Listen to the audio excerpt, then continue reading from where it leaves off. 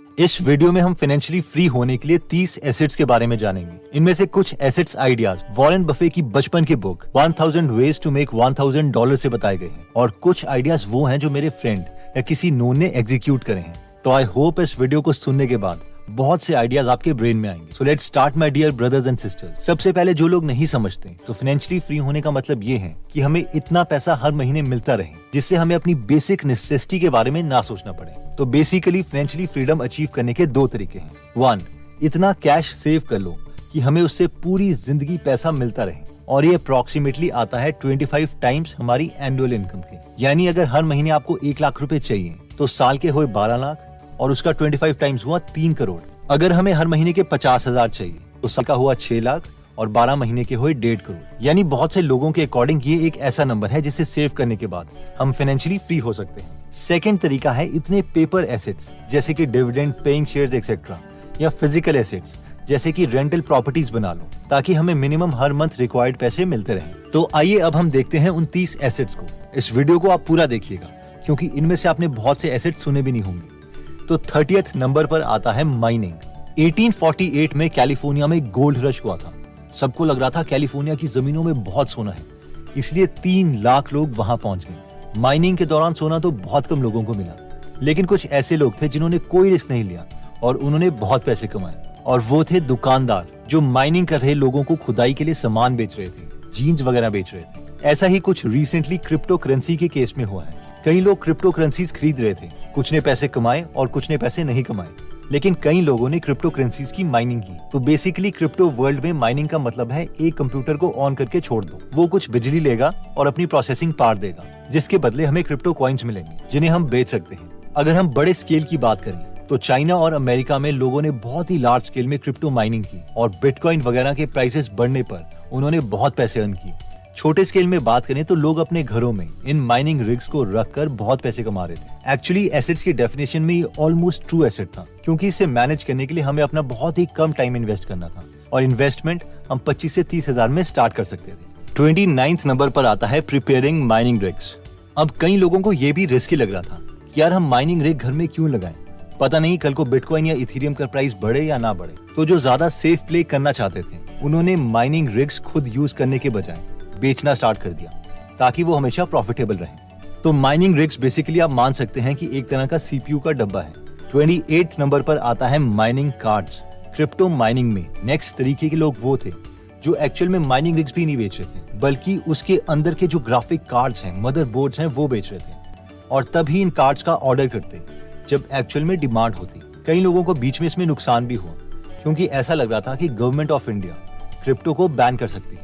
27th number पर आता है रेंटिंग। तो हमारे एक नोन थे जो कि एक नॉर्मल सी जॉब में थे, लेकिन वो हर साल कुछ डिफरेंट करते थे जो बाकी उन्हीं के एज ग्रुप के लोग नहीं करते थे। हर साल वो थोड़े थोड़े पैसे इन्वेस्ट करके उन्होंने अपने रिटायरमेंट तक एक रेंटल प्रॉपर्टी क्रिएट कर दी थी जिसमें 10 से 12 यूनिट्स थे और सारे रेंट पर चढ़ चुके थे। यानी अब वो फाइनेंशियली फ्री थे।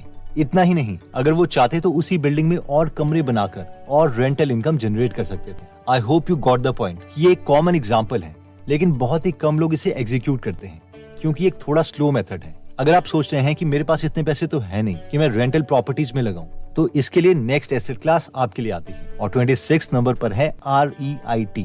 जिस तरह से हम म्यूचुअल फंड्स में बहुत से लोग मिलकर एक एक्सपर्ट को पैसे देते हैं कि वो बेस्ट कंपनीज में हमारे लिए पैसे इन्वेस्ट करें जिसका रिटर्न हमें मिलता है, वैसे ही रियल एस्टेट में जब हम प्रॉपर्टीज के एक्सपर्ट्स को पैसे देते हैं तो वो अच्छी प्रॉपर्टीज खरीदते हैं और उसका रेंट सब में डिस्ट्रीब्यूट कर देते हैं और ऐसे एसेट्स को REIT कहते हैं, यानी real estate investment trust.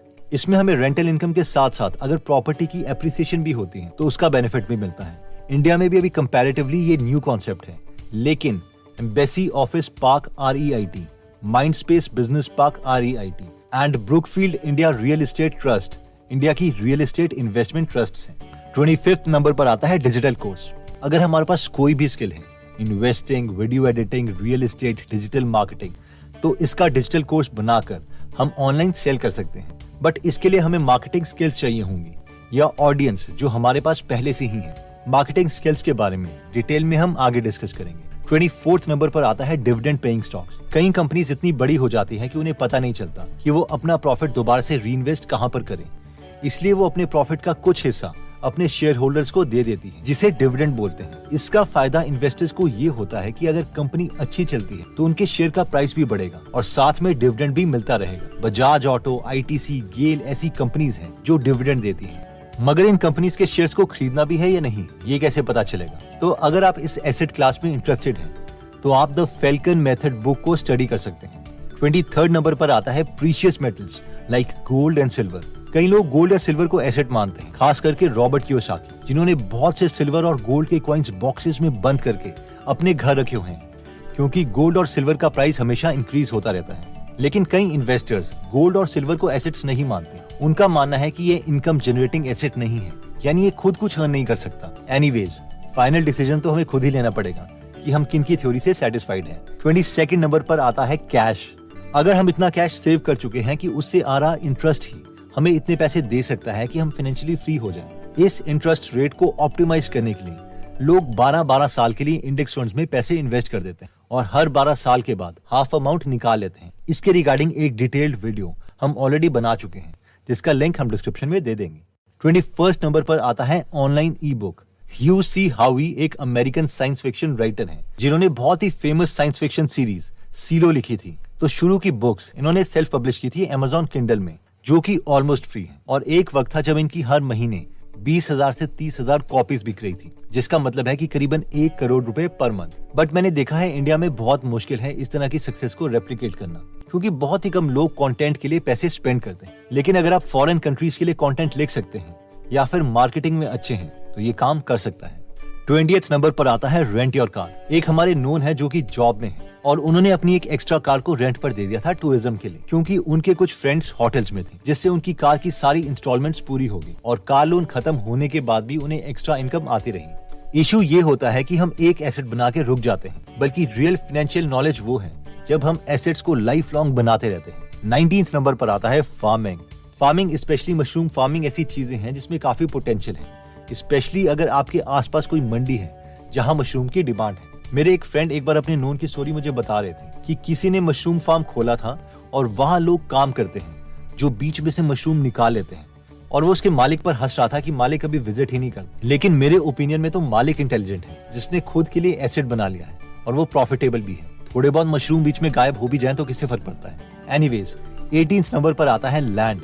Weekend land में पेड मार्केटिंग से लेकर मैरिज प्लेसेस से लेकर रिटायर्ड सोल्जर्स की ट्रेनिंग सेंटर, ये सब अपॉर्चुनिटीज हैं जो अगर हमारे केस में पॉसिबल हैं तो इन्हें हम कंसिडर कर सकते हैं। 17th नंबर पर आता है high income skills. High income skills वो स्किल्स हैं जिनकी अभी मार्केट में डिमांड है और उसके लिए हमें बाकी जॉब्स के कंपैरेटिवली ज्यादा पैसे मिल रहे हैं। For example, mobile app development एक ऐसी जॉब है जहां पर कई फ्रीलांसर वर्क जैसी वेबसाइट्स में $1 मिलियन यानी 7 करोड़ रुपए भी कमा चुके हैं। इसका फायदा ये है कि हम एज अ फ्रीलांसर US जैसी हाई पेइंग क्लाइंट्स को भी टारगेट कर सकते हैं। 16th नंबर पर आता है फ्रीलांसिंग। सो फ्रीलांसिंग सिर्फ एप्लीकेशन डेवलपमेंट के लिए नहीं है, बल्कि हम बाकी चीजों में भी कर सकते हैं। मेरे ओपिनियन में ये सबसे बेस्ट तरीका है अपनी स्किल को डेवलप करने का, क्योंकि हमें मौका मिल जाता है रियल प्रोजेक्ट्स पर काम करने का। इसलिए अगर हम कोई नई स्किल सीख रहे हैं और साथ में हम फ्रीलांसर बन जाते हैं तो हम बहुत जल्दी अपनी स्किल को इम्प्रूव कर सकते हैं। अगर हम लर्निंग स्टेज में हैं तो फ्री में भी हम काम कर सकते हैं। 15th नंबर पर आता है make your own application.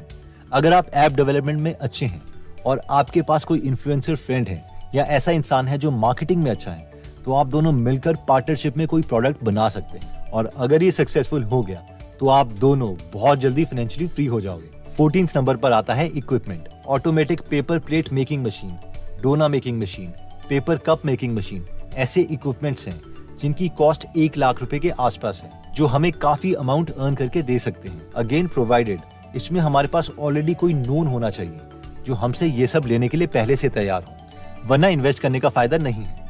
13th number पर आता है एफिलिएट मार्केटिंग। अगर हम मार्केटिंग में अच्छे हो गए हैं लेकिन हमारे पास हमारा प्रोडक्ट नहीं है, तो पहले हम दूसरों का प्रोडक्ट सेल कर सकते हैं और हर बार किसी का प्रोडक्ट सेल करने पर हमें कुछ कमीशन मिलेगी। नए स्टार्टअप्स हमें नॉर्मल साइनअप्स के लिए भी अच्छे पैसे देते हैं, स्पेशली जब वो कस्टमर एक्विजिशन स्टेज में होते हैं, जैसे कि अपस्टॉक पर यूजर जो इनके प्लेटफॉर्म में फ्री में डीमैट अकाउंट खोलता है उन्हें 400 रुपीज पे करते हैं। 12th नंबर पर आता है यूट्यूब चैनल।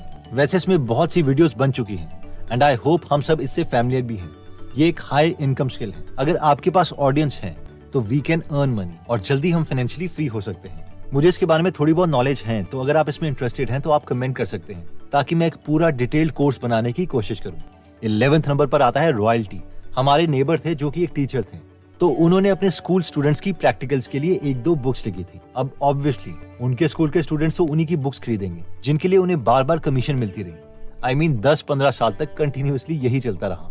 10th नंबर पर आता है बॉन्ड्स। अगर कंपनी के शेयर्स खरीदना हमें रिस्की लगता है तो शेयर्स के बजाय हम बॉन्ड्स खरीद सकते हैं। बॉन्ड्स का मतलब है कि हम कंपनी को उधार दे रहे हैं। अगर हमें कंपनीज पर विश्वास नहीं है तो हम reserve bank of India RBI से भी बॉन्ड्स खरीद सकते हैं।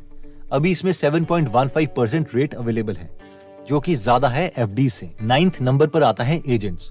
मेरे एक फ्रेंड है जो कि क्वालिटी इंजीनियर थे और उन्होंने अपनी वाइफ को LIC एजेंट बनवा दिया, और क्योंकि बीइंग अ क्वालिटी इंजीनियर उन्होंने काफी पॉलिसी सेल की। तो I hope you got the point कि हाई पेइंग जॉब वाले भी अर्न कर रहे हैं। जहां तक कमीशन की बात है तो LIC की वेबसाइट के अकॉर्डिंग अगर हम 2000 रुपए वाली 10 पॉलिसीज भी पर मंथ सेल करते हैं तो साल की हमारी कमीशन बनती है 10,08,000 रुपए।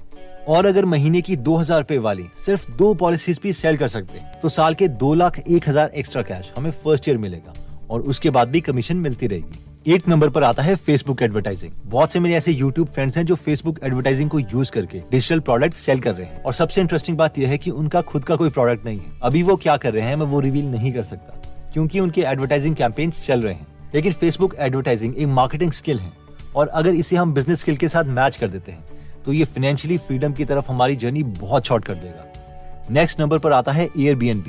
अगर हमारे पास कोई भी एक्स्ट्रा फ्लोर या वेकेशन होम अवेलेबल है जिसे हम यूज नहीं करते तो एक बेस्ट तरीका है कि हम उसे Airbnb में लिस्ट कर दें और उन्हें रेंट पर चढ़ा दें। जिन्हें नहीं पता, Airbnb एक एप्लीकेशन है जिसमें हम अपने घर का प्राइस और फोटोज लिस्ट कर सकते हैं और छोटी सी कमीशन के बदले टूरिस्ट उसमें रह सकते हैं। टूरिस्ट की आइडेंटिटी Airbnb से वेरीफाइड होती है। अगर हमारे घर में टूरिस्ट तोड़फोड़ करते भी हैं तो Airbnb 7 करोड़ तक का इंश्योरेंस हमें देता है। तो अगर आपका घर किसी ऐसी जगह पर है जहां पर टूरिस्ट आते हैं तो ये बेस्ट सोर्स ऑफ इनकम बन सकता है। 6th नंबर पर आता है एंजल इन्वेस्टिंग। इसमें कॉन्सेप्ट ये है कि अगर आपको किसी नए स्टार्टअप के फाउंडर पर यकीन है तो उसके बिजनेस में हम शुरू में इन्वेस्ट कर सकते हैं, और अगर वो सक्सेसफुल हो जाता है तो हमारे पैसे भी बहुत टाइम इंक्रीज हो जाएंगे, जो नॉर्मल इन्वेस्टिंग में पॉसिबल नहीं है। हाँ, तो 50 लाख लगाए थे। इन्वेस्टर को एग्जिट मिला अबाउट 3 साल पहले 2018 में, आई थिंक 18 या 17 में उनके स्टेक को किसी ने 28 करोड़ में खरीद लिया।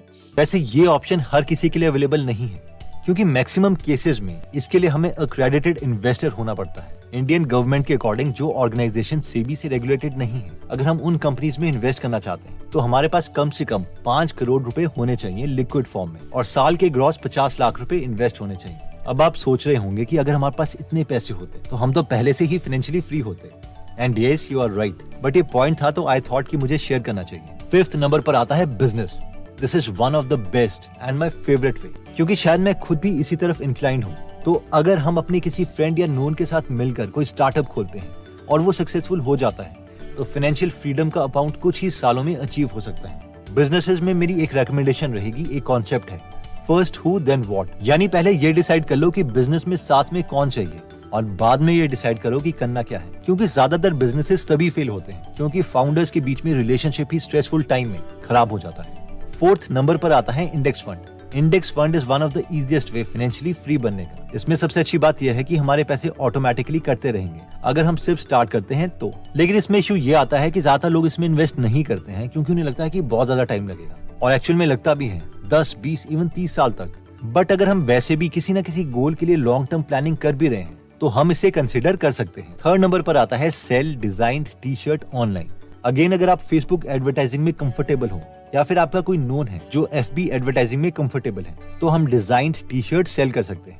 अगर आप डिजाइन टी-शर्ट के बिजनेस में इंटरेस्टेड हैं तो बेस्ट वे यही रहेगा कि हम ऑलरेडी सक्सेसफुल लोगों के काम को पहले देख लें जो ऑलरेडी इस चीज में सक्सेसफुल हो जाते हैं। खुद के एक्सपेरिमेंट्स में टाइम वेस्ट ना करें। 2nd नंबर पर आता है मैनेजिंग अ BPO। BPO यानी बिजनेस प्रोसेस आउटसोर्सिंग।